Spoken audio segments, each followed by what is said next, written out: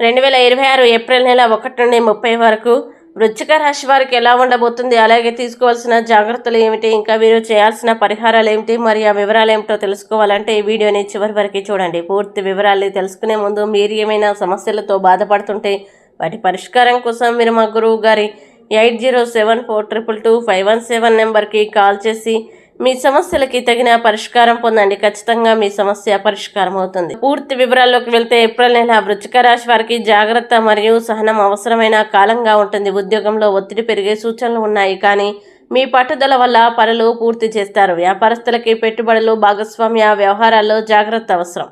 కుటుంబంలో చిన్నపాటి విభేదాలు వచ్చిన అవగాహనతో పరిష్కారం అవుతాయి.